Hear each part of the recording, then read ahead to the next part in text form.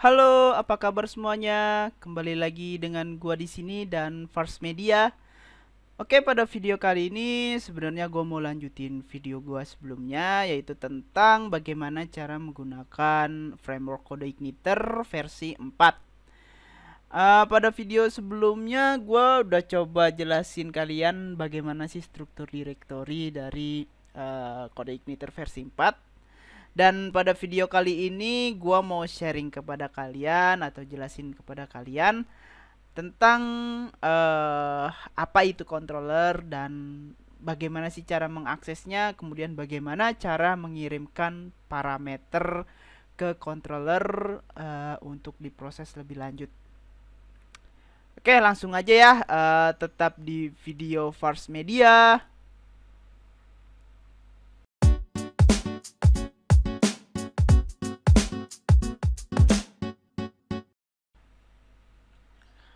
Oke, seperti yang di awal gue udah sampaikan bahwa pada video kali ini gue mau jelasin sedikit tentang file controller atau class controller. Jadi apa sih class controller itu?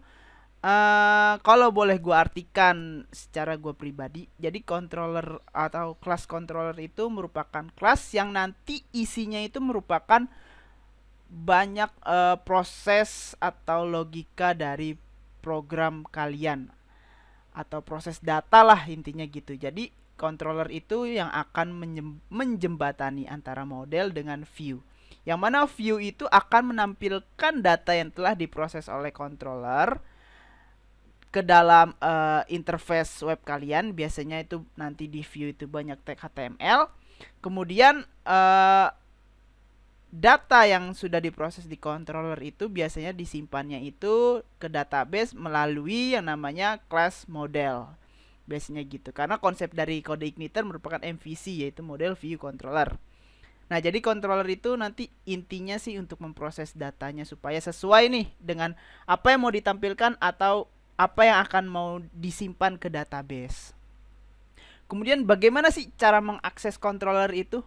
Cara mengakses controller itu yang sudah pasti ya harus melewati URL. Nah, gimana sih template-nya atau formatnya? Formatnya itu biasanya kalau mengakses controller dari URL itu biasanya itu pertama base URL-nya. Atau biasanya itu isinya base URL itu domainnya ya, domain atau subdomainnya. Kemudian slash diikuti oleh nama controllernya biasanya. Duh, ribet nih kayaknya ngomong ya. Nama controllernya, kemudian selanjutnya yaitu method. Fungsi metodenya apa yang mau diakses. Karena di dalam kelas controller itu pastinya di dalamnya nanti bakal banyak fungsi atau metode yang akan memproses data-data tertentu. Nah, sebenarnya ini dasarnya seperti ini untuk mengakses sebuah controller kemudian sampai ke metodenya. Secara default, metode yang diakses itu adalah metode index di dalam class controller. Misalkan kita akses ini seperti ini nih, misalkan kayak gini doang ya. Misalkan gini doang. Nah, ini yang akan diakses. Kalau kita mengakses segini, yang akan diakses adalah metode indeksnya atau defaultnya. Oke, langsung aja ya kita kasih contoh deh. Nah, ini adalah folder CI4-nya. Di sini kita akan coba buat controller baru ya. Misalkan kita new file di sini, kemudian kita save misalkan dengan namanya product.php.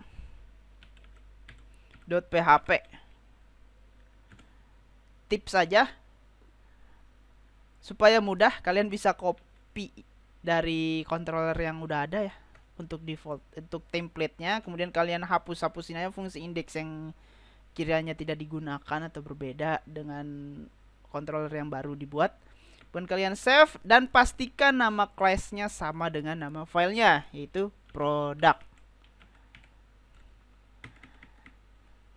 Extends ke base controllernya, yaitu ada di sini. Dan public function index ini adalah seperti yang awal tadi gue bilang, ini adalah metode defaultnya. Misalkan di sini gue echo misalkan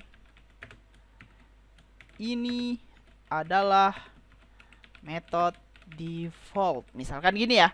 Dan sekarang kita coba akses. Oke, di awal tadi gue jelasin cara aksesnya itu pertama base URL, nama controller, nama metodenya. Base URL adalah nama domainnya biasanya. Nah ini juga gue udah pernah buat videonya. Kalau nggak salah di video tentang CI4 yang kedua, kalian bisa lihat aja bagaimana cara mengkonfigurasi host atau vhost di lokal. Jadinya seperti ini. Ini adalah base controllernya. Selanjutnya nama controllernya yaitu apa? Nama kelas controllernya tadi product, betul? Product.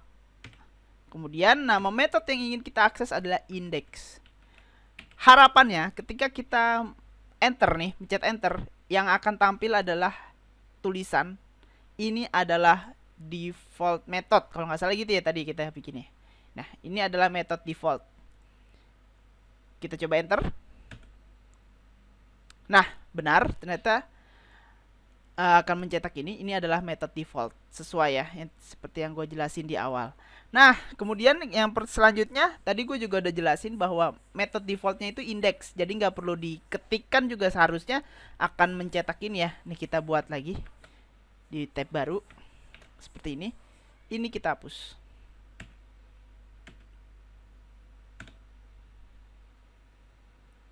Nah, maka akan mengakses metode yang sama karena defaultnya adalah metode index. Kemudian sekarang kita coba untuk membuat metode baru. Misalkan dengan nama public function, kemudian misalkan detail product.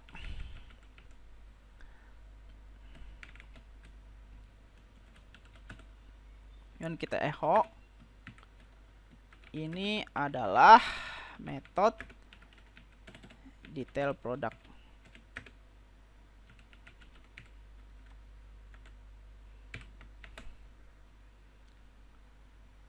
Oke. Sekarang kita coba akses. Kita kopikan lagi aja biar gampang. Kemudian ininya first media, nama kelas controllernya product, kemudian metodenya adalah detail product.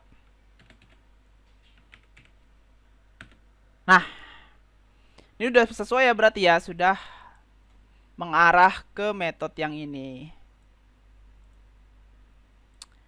Nah, biasanya kan kalau di detail product itu biasanya kalau kalian buka online shop mungkin ya, atau apa gitu, biasanya selain produk, detail produk, nanti di ujungnya itu biasanya ada seperti ini. Misalkan angka ya biasanya 23 atau apa, dan ini biasanya adalah parameter detail produknya. Karena kan di sini kita ingin melihat detail produk nih. Nah, untuk mendapatkan data detail produk kita membutuhkan parameter ID produknya itu sendiri. Nah, biasanya ditaruh di belakang. Nah, gimana sih cara menerima angka 23 ini di dalam metodenya? Ini kan dikirim nih ya. Kalau kita klik, ini nggak akan terjadi apa-apa. Sampai sini ini masih benar, mengarah ke arah yang benar karena dia sebenarnya cukup ini aja udah bisa. Nama controllernya, kemudian diikuti metodenya, itu udah mengarah ke arah yang benar sebenarnya. Tapi bagaimana sih supaya si metode ini bisa menerima ID 23 ini dan kemudian diproses lebih lanjut, misalkan untuk mendapatkan data detail produk dan lain sebagainya. Caranya itu seperti ini. Untuk menerima sebuah parameter, kita perlu menambahkan variabel di sini, misalkan ID produk sama produk sama dengan kosong. Ini adalah default dari nilai variabel ID produknya, yaitu kosong. Kemudian di sini misalkan kita cetak nih ya, kita edit di sini.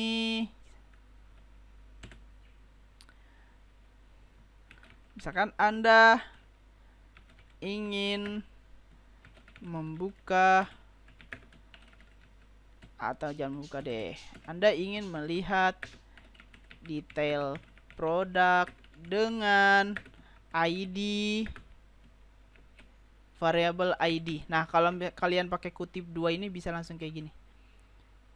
ID produk ya, variabelnya salah, kurang.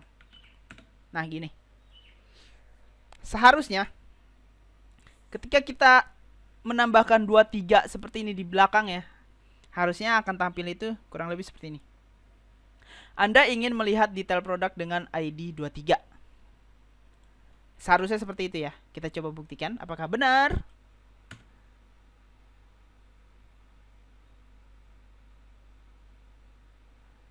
Kok masih salah? Kenapa? Ternyata belum di save. Kita coba lagi ya. Nah, ini parameternya sudah bisa diterima kemudian diproses. Tapi ini prosesnya masih sangat sederhana, cuman mencetak ke layar.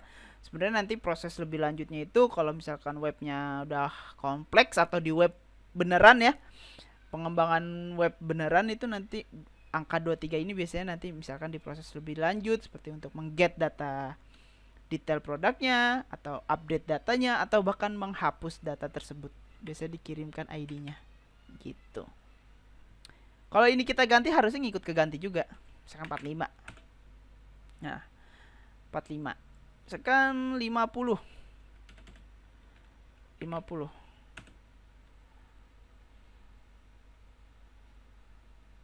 Kemudian bagaimana sih apabila parameternya itu ada 2?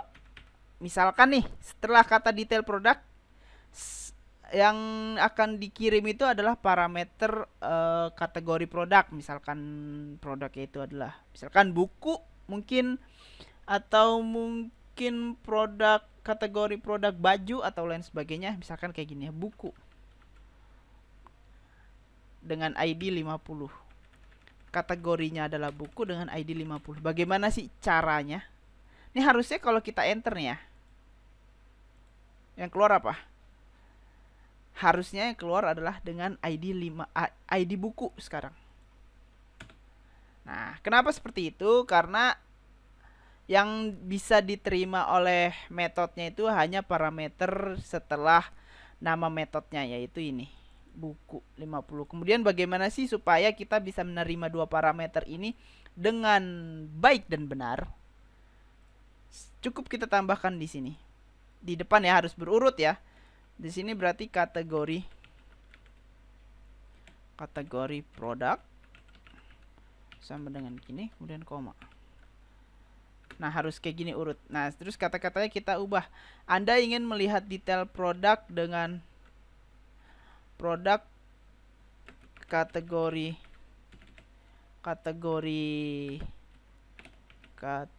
produk dengan ID produk. Nah, seperti ini ya. Kita coba enter.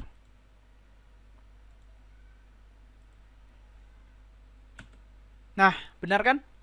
Anda ingin melihat detail produk kategori buku dengan ID produk 50. Misalkan bukunya kita ganti baju. Anda ingin melihat detail produk kategori baju dengan ID produk 50. Dan apa yang terjadi kalau misalnya kita balik? Ya pasti ketuker lah ya parameternya ya. Nah, di sininya jadi 50. Maka dari itu URL ini harus sesuai.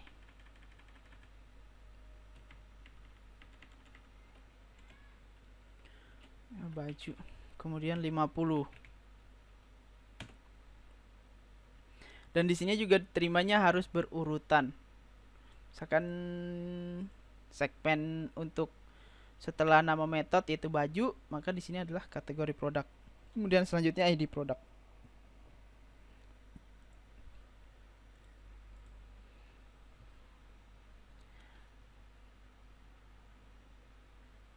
Nah, kemudian bagaimana apabila terkadang itu kita ingin membuat custom URL. Maksudnya custom URL ini sebenarnya nama metodenya itu kan detail produk. Kemudian nama class controllernya itu produk, tapi kita ingin membuat URL-nya itu hanya cukup seperti ini tanpa ada kata-kata metodenya, misalkan seperti ini aja. Nah, ini kalau di enter akan error karena si CI-nya itu akan menganggap nama metodenya itu baju.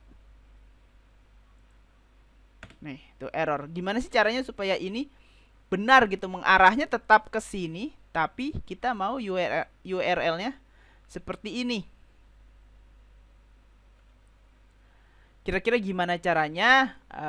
Mungkin untuk caranya bakal gua jelasin di video Fars Media tentang kode igniter versi 4 selanjutnya, yaitu tentang bagaimana cara membuat custom routing.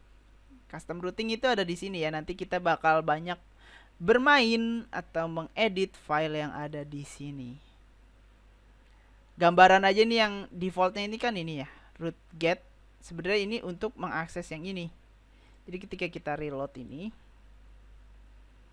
nah ini adalah rootnya atau base URL-nya atau domainnya, yang mana di root itu ditandakan dengan tanda slash ini. Kemudian home adalah nama class controllernya, yang ini home. Kemudian index adalah nama metodenya. Nah ini nanti yang kita akan bahas di video selanjutnya. Dan selain itu juga nanti kalau misalkan kita sudah mencoba-coba roots, ini bisa kita batasin nih. Misalkan ini kan tadi kalau kita tuker-tuker, misalkan di sininya 50. Kemudian baju masih bisa ya, masih dianggap benar. Seharusnya kan salah ya. Kurang strict lah ibaratnya URL ya. Nah, nanti lewat roots itu bisa kita buat lebih strict lagi. Misalkan kalau misalkan kayak gini, berarti ini udah salah URL dan nanti misalkan nanti diarahkan ke halaman 404 atau lain sebagainya.